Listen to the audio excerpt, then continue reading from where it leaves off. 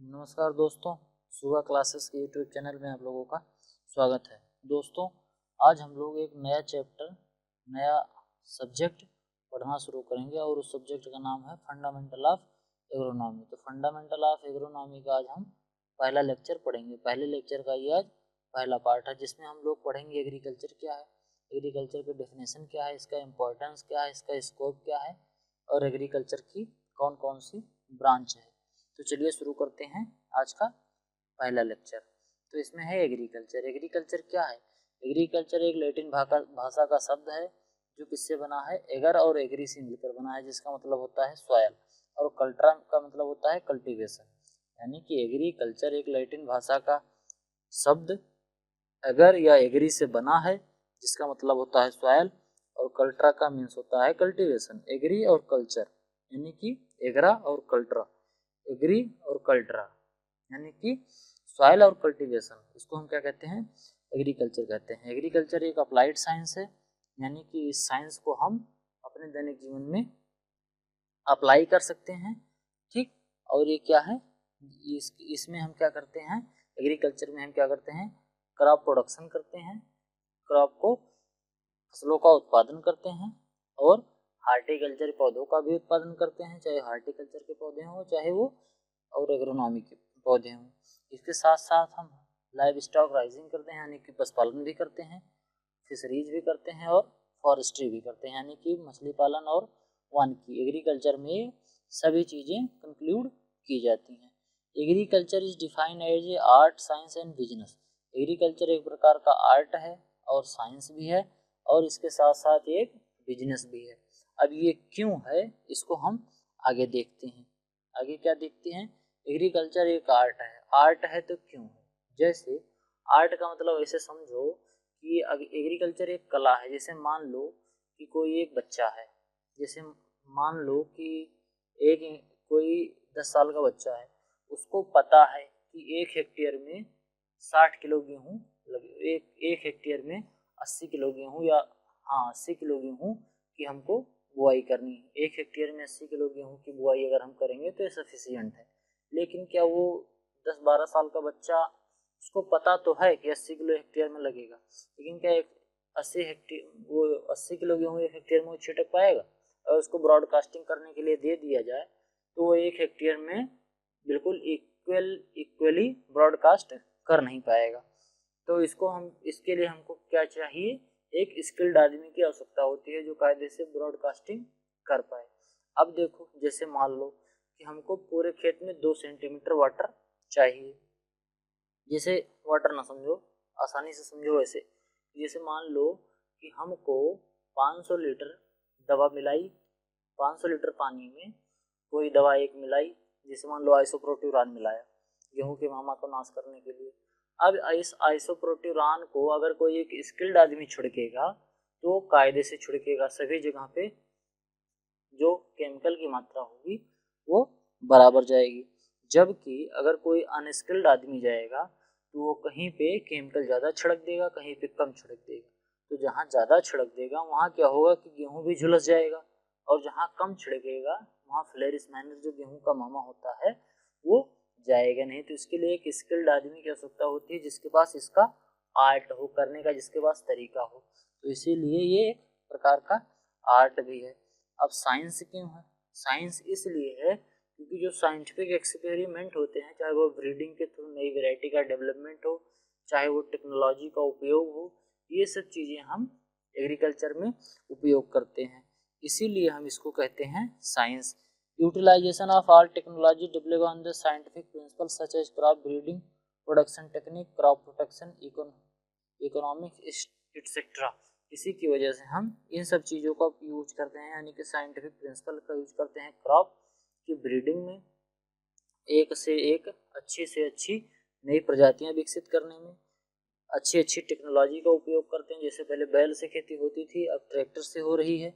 और उसके बाद इकोनॉमिक्स का भी उपयोग हम करते हैं कि कौन सी फसल हम उगाएं जिससे हमें ज़्यादा से ज़्यादा लाभ हो, कितना हम उसमें फर्टिलाइजर डालें, कितना हम केमिकल डालें, कितनी सिंचाई करें। ये सब क्या हम जितना भी करते हैं सब किस पे करते हैं, किससे करते हैं? साइंटिफिक एविडेंस के हिसाब से करते हैं, साइंटिफिकली हम करते हैं। इसीलिए हम साइंस को, एग्रीकल्चर को साइंस भी मानते हैं। तो एग्रीकल्चर आर्ट भी हो गया, आर्ट क्यों हो गया, क्योंकि स्किल्ड आदमी की आवश्यकता होती है इसको करने के लिए, हर कोई कर नहीं सकता, जिसके पास इसका आर्ट होगा वही कर सकता है। ये साइंस है, क्योंकि जितने साइंटिफिक प्रिंसिपल है इसको हम इसमें यूज कर सकते हैं।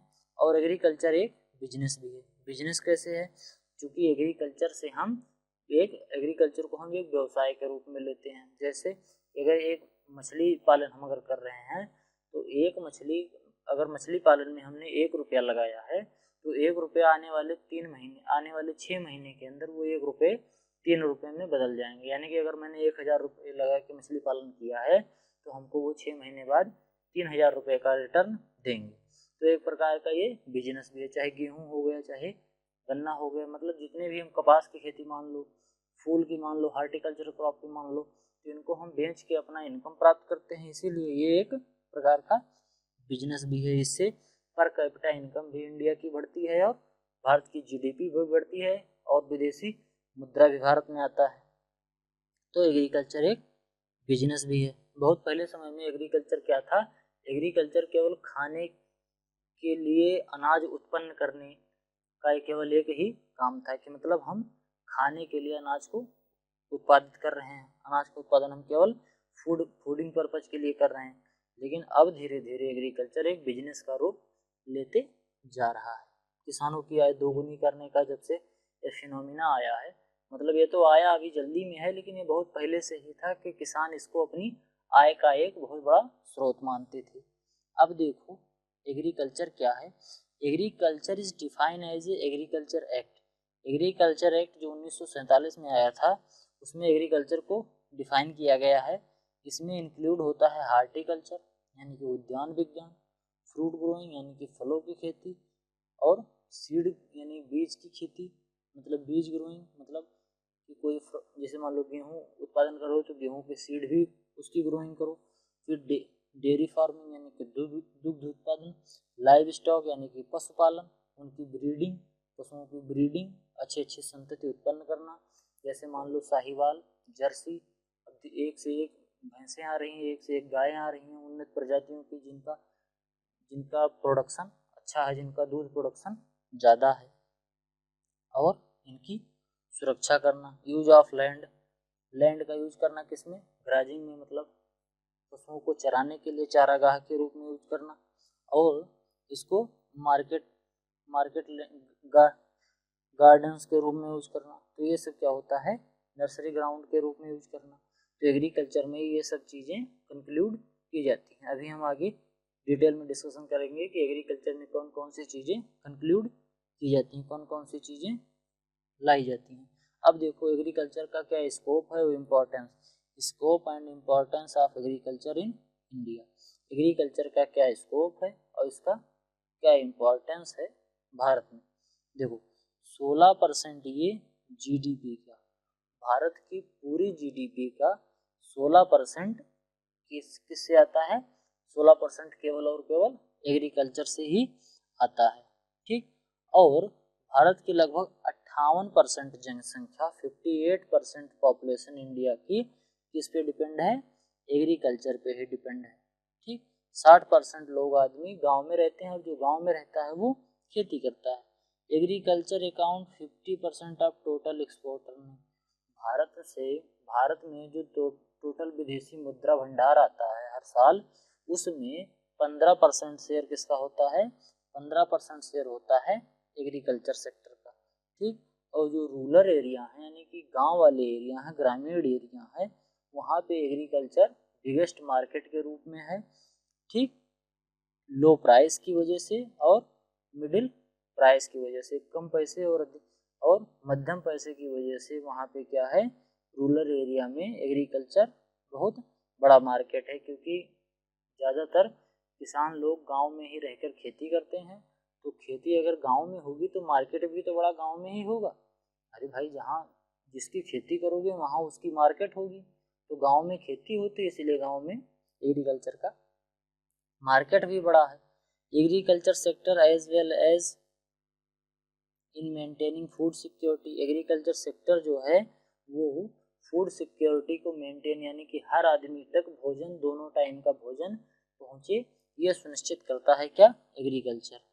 अब देखो और क्या है इसका, allied sectors like horticulture, animal husbandry, dairy, fisheries यानी कि उद्यान विज्ञान, पशुपालन, दुग्ध उत्पादन, मछली पालन हैव ए इम्पॉर्टेंट रोल, इनका बहुत बड़ा योगदान है improving the overall economic condition, economic condition को इम्प्रूव करने के लिए, देश की आर्थिक व्यवस्था को या किसी भी आदमी की आर्थिक व्यवस्था को आर्थिक उन्नति के लिए ये एग्रीकल्चर बहुत इम्पॉर्टेंट है। और हर आदमी की न्यूट्रिशनल रिक्वायरमेंट को पूरा करने के लिए भी एग्रीकल्चर बहुत इम्पॉर्टेंट है। To maintain the ecological balance, प्रकृति में जो पारिस्थितिकी तंत्र है इसको भी बैलेंस करने के लिए, पारिस्थितिक तंत्र को बनाने के लिए ये अनवरत चलता रहे, ऐसे एक establish life cycle, ecological cycle चलती रहे, इसके लिए भी एग्रीकल्चर इम्पॉर्टेंट है। There is need for the sustainable and balance development in agriculture, ecology हमारी ऐसे इकोलॉजिकल साइकिल जो है ये कायदे से चलती रहे, इसके लिए हमें सस्टेनेबल एग्रीकल्चर की आवश्यकता है। और एलाइड सेक्टर यानी कि एग्रीकल्चर से जुड़े जो और भी सेक्टर हैं उनमें एक सस्टेनेबल यानी टिकाऊपन लाने की आवश्यकता है। Agriculture eyes and mind are sorted by the damping change, brown soil and green growing crop और mature crop bumper harvest, ठीक, ये सब चीज़ें होती हैं इसका स्कोप में। अब स्कोप और इम्पोर्टेंस में और भी क्या है, एग्रीकल्चर प्रोडक्टिविटी इरिगेटेड एरिया में and the some case of decline trend warranted attention of the scientist, मतलब कि इरिगेटेड एरिया में, जहाँ पे इरिगेटेड एरिया है वहाँ तो ठीक ठाक से प्रोडक्शन हो जाता है, लेकिन जहाँ पे रेनफेड कंडीशन है, जहाँ पे पानी बरसात के आधार पर खेती होती है, वहाँ पे फसलों की अनिश्चितता की वजह से बहुत से वैज्ञानिक ऐसे हैं जो इस पर रिसर्च कर रहे हैं। जैसे मान लो कि अगर धान की खेती की जा रही है, अगर थोड़ा कम ही पानी मिले तो क्या धान की खेती कर सकते हैं, तो ऐसे बहुत सी वैरायटियाँ डेवलप की जा रही हैं और कुछ ऐसी वैरायटियाँ डेवलप हो भी चुकी हैं जो कम पानी में भी धान की अच्छा उत्पादन दे सकती हैं, या ज़्यादा पानी हो जाने पर भी धान की अच्छे उत्पादन देने वाली कुछ वैरायटियाँ ऐसी डेवलप की गई हैं। यानी कि अगर पानी की कमी है तो ये वैरायटी लगाओ और पानी की अधिकता है तो वो वैरायटी लगाओ। तो इस टाइप से साइंटिस्ट लोग इस पर रिसर्च कर रहे हैं, ठीक। तो ये सब होता है एग्रीकल्चर का महत्व। और क्या है एग्रीकल्चर का महत्व, एग्रीकल्चर जैसे आदमी का पेट भरा होता है, जैसे कि एक थी नॉर्मली बोरलॉग, उन्होंने कहा था कि एम्प्टी स्टमच से शांति विश्व शांति नहीं हो सकती, यानी कि world peace can not be established without empty stomach, यानी कि खाली पेट विश्व शांति नहीं हो सकती। आदमी अगर भूखा रहेगा तो चोरी करेगा, डकैती करेगा और यही सब बुरे चीज़ें करेंगे। अगर अच्छी चीज़ें करके नहीं हो पाएगा, जैसे मान लो मेहनत करके अगर वो नहीं कमा पाएगा तो पेट के लिए, वो खाने के लिए, भोजन के लिए वो गैर कानूनी काम भी करेगा। तो इसीलिए विश्व शांति खाली पेट हो नहीं सकती। तो इसके लिए एग्रीकल्चर ये शांति लाता है, सबसे पहले प्रॉस्पेरिटी और हार्मोनी लाता है समाज में, और हेल्थ भी इससे मजबूत होती है। आदमी अच्छा खाएगा, अच्छा खाओ, अच्छा पियो, लालम लाल रहो, ठीक। और इसका वेल्थ भी, इनकम भी कायदे से ठीक ठाक से होती है। इंडिविजुअल हर आदमी की इनकम के लिए और हेल्थ के लिए, हार्मोनी समाज में बनाए रखने के लिए, प्रॉस्पेरिटी बनाए रखने के लिए और समाज में पीस बनाए रखने के लिए भी एग्रीकल्चर बहुत इम्पॉर्टेंट है। रिवोल्यूशन इन एग्रीकल्चर, इसमें क्या हुआ कि देखो मान लो एग्रीकल्चर जो था, एग्रीकल्चर जब भारत आज़ाद नहीं हुआ था, ठीक, तो भारत जब आज़ाद नहीं हुआ था तो उस समय भारत में क्या था, मिल्क का प्रोडक्शन 70 मिलियन टन था, ठीक, बहुत समय पहले। देखो थ्रू व्हाइल रिवोल्यूशन, मतलब जो रिवोल्यूशन था, जो दुग्ध उत्पादन का रिवोल्यूशन था, जो श्वेत रिवोल्यूशन जिसे हम कहते हैं, व्हाइट रिवोल्यूशन कहते हैं, ये जब नहीं स्टार्ट हुआ था उससे पहले भारत में दुग्ध उत्पादन 17 मिलियन टन था, केवल और केवल 17 मिलियन टन। लेकिन अब इंडिपेंडेंस के बाद ये 108.5, अब इस समय करंट का डाटा 117 मिलियन टन हो गया है, ठीक। इसमें तो 108 मिलियन टन ही लिखा है, अब तो और बढ़ गया है, 117 मिलियन टन हो गया। अब आगे क्या है, थ्रू ब्लू रिवोल्यूशन, यानी कि ब्लू रेवोल्यूशन के थ्रू क्या हुआ है, इतने मिलियन टन से इतने मिलियन टन तक 5 डिकेड में बढ़ा है। नीली क्रांति मतलब मछली उत्पादन पहले इतना मिलियन टन था 0.75 मिलियन टन, अब कितना हो गया 7.6 मिलियन टन हो गया ब्लू रेवोल्यूशन के थ्रू। तो ये रेवोल्यूशन जो एग्रीकल्चर में आते जा रहे हैं इनकी वजह से क्या हुआ, ऑयल सीड का प्रोडक्शन पहले 5 मिलियन टन था, यानी कि तेल का उत्पादन पहले 5 मिलियन टन होता था, अब 25 मिलियन टन हो गया है। ठीक, तो एग्रीकल्चर के रिवोल्यूशन की वजह से ये धीरे धीरे सब बढ़ रहा है। ठीक, एग प्रोडक्शन पहले 2 मिलियन टन था, अब 28 मिलियन टन हो गया है। शुगर कैन का प्रोडक्शन 57 मिलियन टन था, अब 282 मिलियन टन हो गया है। कॉटन का प्रोडक्शन पहले 3 मिलियन टन था, अब 32 मिलियन टन हो गया है। तो ये सब क्या हो रहा है, एग्रीकल्चर में जो रेवोल्यूशन आए हैं, चाहे वो ग्रीन रेवोल्यूशन हो, पिंक रेवोल्यूशन हो, राउंड रेवोल्यूशन हो, ब्राउन रेवोल्यूशन हो, रेड रेवोल्यूशन हो, तो इन्हीं सभी रेवोल्यूशन के थ्रू या ब्लैक रेवोल्यूशन हो, गोल्डन रेवोल्यूशन हो, ये जितने भी रेवोल्यूशन, जितने भी क्रांतियाँ आई, इनकी वजह से एग्रीकल्चर सेक्टर के जितने भी कमोडिटीज़ थी उनका सबका धीरे धीरे क्या हुआ, उत्पादन बढ़ गया। India is the largest producer of fruit, Bharat जो है विश्व में चाइना के बाद सबसे बड़ा फ्रूट उत्पादक देश है, यानी कि फ्रूट का उत्पादन चाइना के बाद भारत में सबसे ज़्यादा होता है। India is the second largest producer of milk, अब तो सेकंड था उस समय, लेकिन अब तो इंडिया वेजिटेबल में दूसरे नंबर पे है और मिल्क प्रोडक्शन में पहले नंबर पे, यानी कि फ्रूट में दूसरे नंबर पे, मिल्क में पहले नंबर पे, फ्रूट में दूसरे नंबर पे, मिल्क में पहले नंबर पे और वेजिटेबल में दूसरे नंबर पे। इसमें अब धीरे धीरे भारत उन्नति कर रहा है, एग्रीकल्चर में धीरे धीरे भारत बढ़ता जा रहा है। अब देखो एग्रीकल्चर की ब्रांचें कौन कौन सी, मेन रूप से एग्रीकल्चर की 7 ब्रांच है, जिसमें से पहला है agronomy, horticulture, forestry, animal husbandry, fisheries science, agriculture engineering और होम साइंस। ये 7 प्रकार के महत्वपूर्ण ब्रांच है।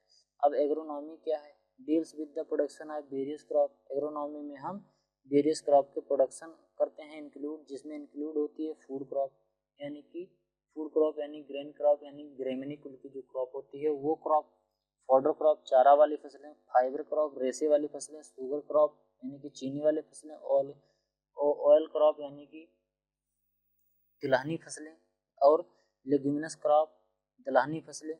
इन सब चीज़ की हम खेती का अध्ययन करते हैं एग्रोनॉमी में। The aim is to do है द बेटर फूड प्रोडक्शन, इसका एम जो क्या है, इसका एम है ज़्यादा से ज़्यादा फूड का प्रोडक्शन करना, ज़्यादा से ज़्यादा खाद्य पदार्थ का उत्पादन करना। अगला है horticulture, deals with the production of fruit, horticulture में हम फ्रूट की खेती का अध्ययन करते हैं, वेजिटेबल की खेती का अध्ययन करते हैं, फ्लावर की खेती का अध्ययन करते हैं, ऑर्नामेंटल प्लांट की खेती का अध्ययन करते हैं, मसालों की खेती का अध्ययन करते हैं, कंडीमेंट्स की खेती का अध्ययन करते हैं और बेवरेज की खेती का अध्ययन करते हैं। बेवरेज में जैसे आपका ये जो टी होता है, चाय की पत्ती, ये बेवरेज प्लांट में आता है, इसकी खेती का हम अध्ययन हार्टिकल्चर में करते हैं।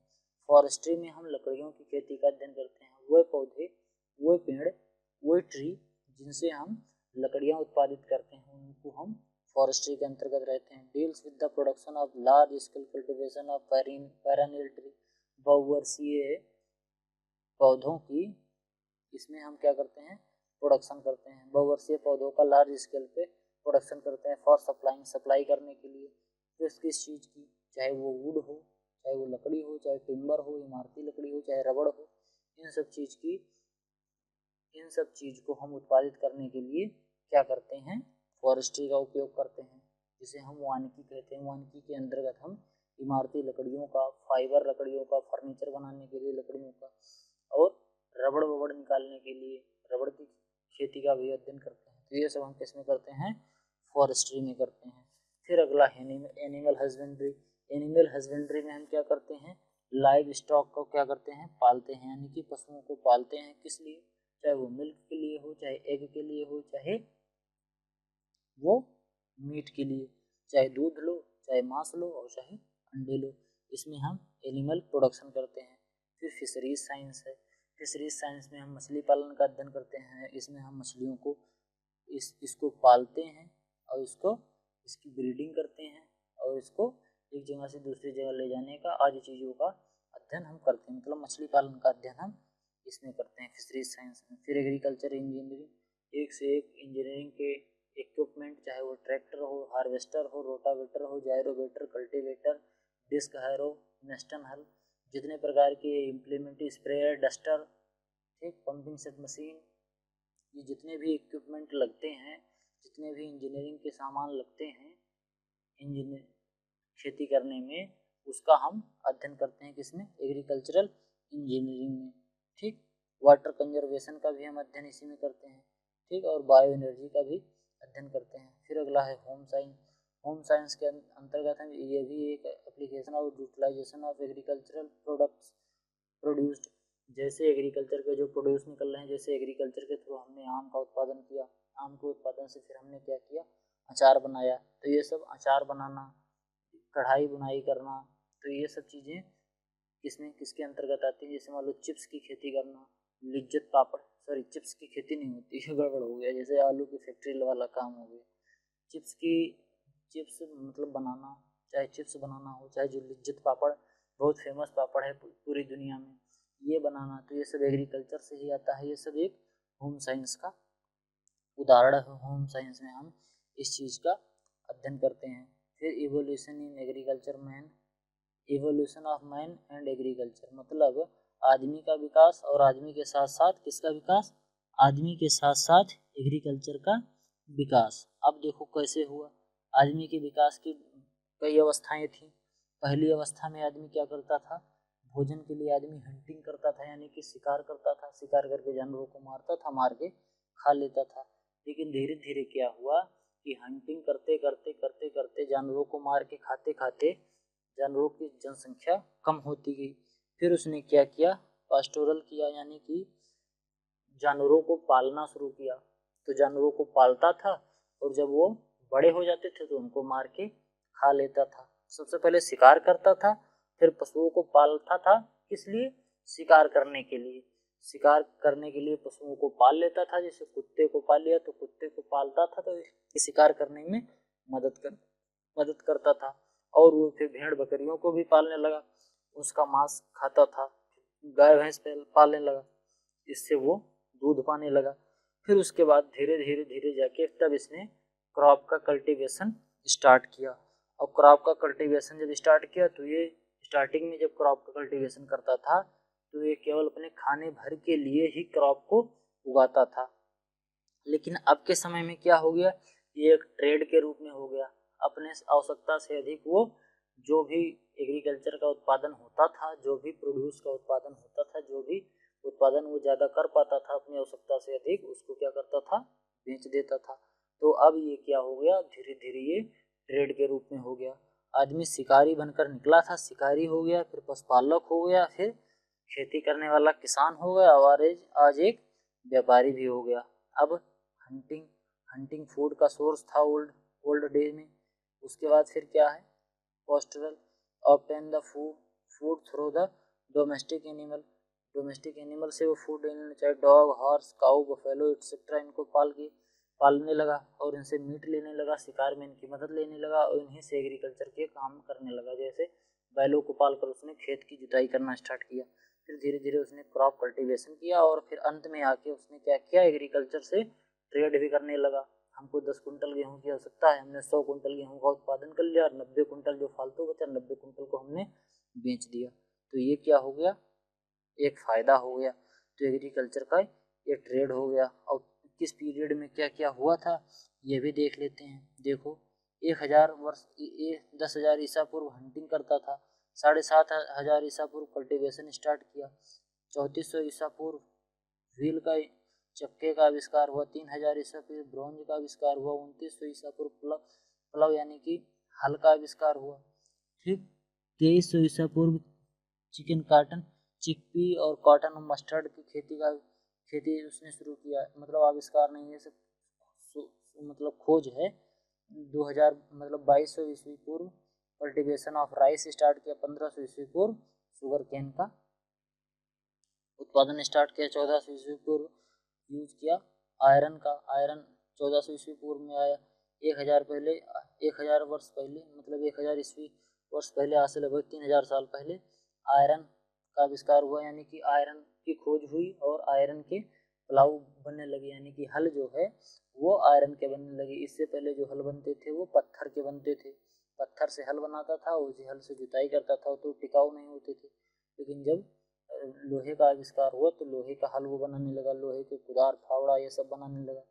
फिर 1500 ईस्वी पूर्व कल्टीवेशन ऑरेंज का, ब्रिंजल का, पोमोग्रेनेट का, इन सब चीज़ों का कल्टीवेशन 1500 ईस्वी पूर्व में हुआ। फिर 1600 ईस्वी पूर्व में उसने इंडिया ने potato, tapioca, tomato, chilli, pineapple, groundnut, tobacco, रबड़ ये सब शुरू कर दिया खेती करना। तो आज के लिए केवल इतना ही। आज थोड़ा ज़्यादा हो गया था, तो आज क्योंकि पहला लेक्चर था इसलिए थोड़ा ज़्यादा पढ़ा दिया। और अगर आपको ये वीडियो पसंद आए तो वीडियो को लाइक करें, कमेंट करें, सब्सक्राइब करें चैनल को, जिससे आपको एग्रीकल्चर से रिलेटेड और भी वीडियो मिलती रहें। और अपने दोस्तों के साथ इस चैनल को शेयर करें, जिससे ज़्यादा से ज़्यादा लोगों तक ये जानकारी पहुँच सके। थैंक यू ऑल, मिलते हैं अगली वीडियो।